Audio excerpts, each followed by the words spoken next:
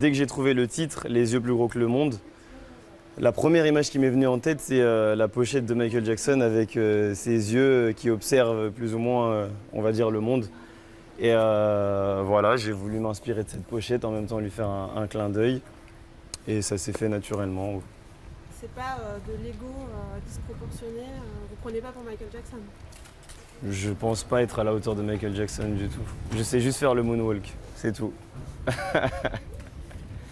Alors ce quartier, il est important pour moi parce que c'est vraiment ici que tout s'est créé avec la section d'assaut. Premier freestyle comme on dit, les premiers clips.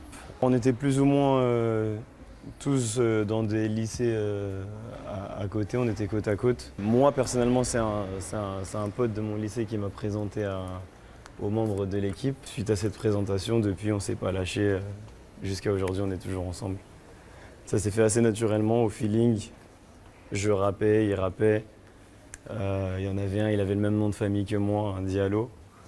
Et du coup, il y a eu un gros feeling. L'échange, il est passé directement et depuis, on ne s'est pas lâché.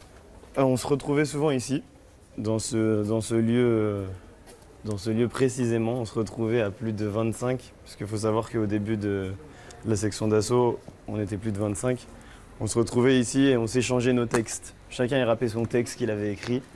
Chacun y présentait à l'autre sa façon de rapper. On était tellement en compétition entre nous qu'on essayait de se surpasser. Un tel, il lâche un texte, fallait que je fasse mieux.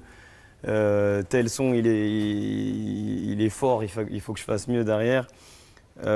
C'était plus de la compétition et à un moment donné, on est arrivé à un niveau où on s'est dit qu'il faut qu'on fasse découvrir au monde qui est Section d'Assaut. Ce qui m'a donné envie de me produire en solo, en fait, c'était prévu depuis très longtemps. Depuis nos débuts, on avait tous prévu on s'était tous dit qu'une fois que le groupe aurait explosé, on se lancerait dans des carrières solo. Et suite au succès de Maître Gims, ça m'a forcément donné envie moi aussi de me lancer dans ma carrière.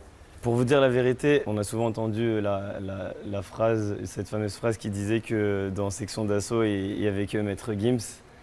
Et voilà, j'avais envie de prouver que c'est tout le contraire, qu'il n'y a pas qu'un artiste dans Section d'Assaut, on est 8 et chacun il a son identité.